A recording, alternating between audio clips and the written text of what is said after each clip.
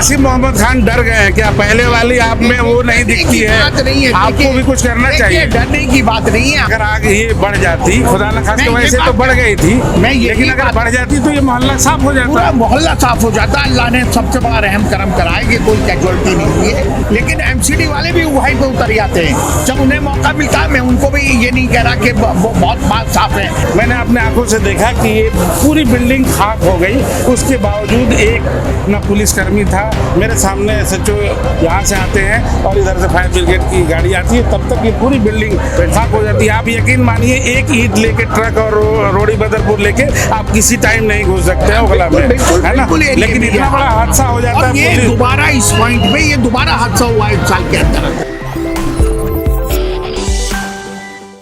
हमारे साथ इलाके के काउंसिलर हैं और पूर्व MLA आसिफ मोहम्मद खान साहब हैं। दोनों से बात करेंगे कि ये जो रहायशी इलाका और आजकल 40 फुटा से मशहूर यहाँ रेस्टोरेंट का एक बाजार सा लगा हुआ है, उसमें ये बड़ा हादसा, इस पर क्या कहना है इनका?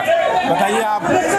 देखिए, हमें खबर मिली कि यहाँ पे एक रेस्टोरेंट में आग लग गई थी और क्योंकि आग लगने के बाद वो फायर डिपार्टमेंट में कॉल किया गया, वहाँ से फायर ब्रिगेड के लिए अपील करी गई फ़ौरन। लेकिन यहाँ से करीबन 2 किलोमीटर की दूरी पे ही फायर स्टेशन है, लेकिन उन्हें आने में करीबन 1 घंटे के करीब लग गया, जो हमें मालूमात पड़ी।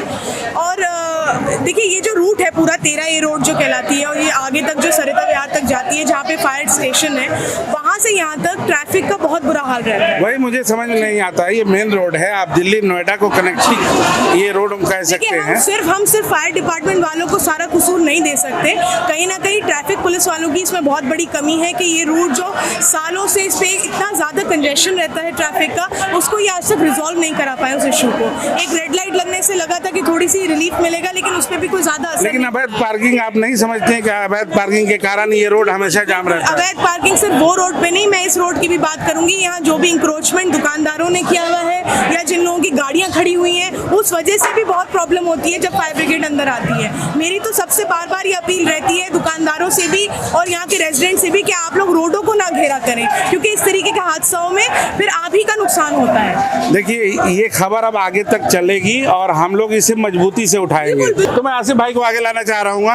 आसिफ भाई, ये बताइए कि ये क्या हुजूम लगा है? आप अगर हार्ट अटैक हो जाए तो आप नहीं निकल सकते हैं, आग लग जाए। आपको ये लगता ही नहीं कि आप दिल्ली हिंदुस्तान के कैपिटल में आप रह रहे हैं। सारा निज़ाम दरहम बरहम, पूरा एडमिनिस्ट्रेशन का निज़ाम दरहम भरम है पूरा।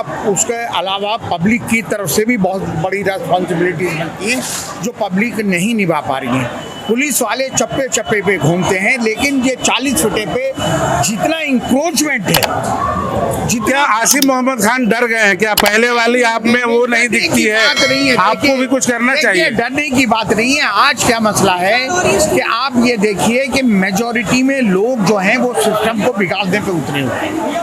आप जब उनके खिलाफ एक्शन हो सकता है, लेकिन फिर वही लोग ब्लैकमेलिंग पे उतर जाते हैं। जरा सी बातों पे नेताओं को ब्लैकमेल करते हैं कि साहब हम आपको चुन के भेजते हैं, आप हमारे खिलाफ एक्शन करवा रहे हैं। लेकिन ऐसे हालात में एक्शन के अलावा कोई चारा नहीं। अगर आग ये बढ़ जाती, खुदा न खास्ते वैसे तो बढ़ गई थी, लेकिन अगर बढ़ जाती तो ये मोहल्ला साफ हो जाता। पूरा मोहल्ला साफ हो जाता। अल्लाह ने सबसे बड़ा रहम करम कराया कि कोई कैजुअलिटी नहीं हुई है। लेकिन पुलिस की जिम्मेदारी बनती है ट्रैफिक का निज़ाम को सुधारने के लिए, इंक्रोचमेंट को। एमसीडी का भी बनता है, लेकिन एमसीडी वाले अनऑथराइज के नाम पे हाथ खड़े करते हैं, लेकिन एमसीडी वाले भी वहीं पे उतर जाते हैं जब उन्हें मौका मिलता है। मैं उनको भी ये नहीं कह रहा कि बहुत बात साफ है एमसीडी वाले। मैं तो हैरत में हूं, इस पूरा निज़ाम पुलिस वालों की वजह से एरिया का निज़ाम दरम बरम है।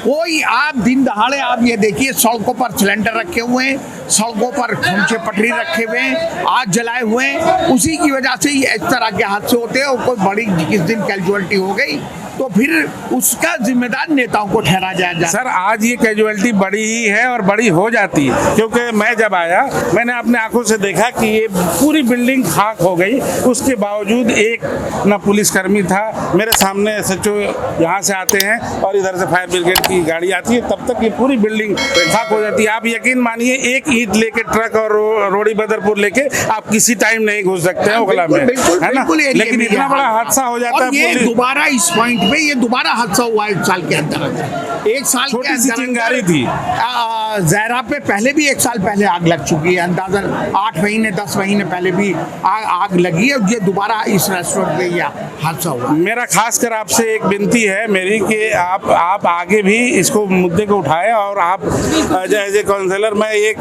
जरूर आपसे रिक्वेस्ट करूंगा कि ये रास्ता साफ होना चाहिए, ये पार्किंग साफ होना चाहिए। मैं एक बात कहना चाहती हूँ कि हमने एमसीडी की तरफ से भी यहाँ इंक्रोचमेंट ड्राइव चलाई, एक बार नहीं 2-3 बार चलाई, सिलेंडर भी उठवा दिए, चूल्हे भी उठवा दिए, लेकिन जब तक लोग कोऑपरेट नहीं करेंगे, दुकानदार कोऑपरेट नहीं करेंगे और जब तक पुलिस सही से एक्शन नहीं लेगी, जब पुलिस को काम करना होता है तो वो एफिशिएंटली काम कर लेती है। आप देखिए बटला हाउस में जो नए एसएचओ आए थे उन्होंने सारी रेडी पटरियां हटवा दी, वो हटी रही ना, फिर जब उनकी मर्जी हुई तो वो वापस लग गई।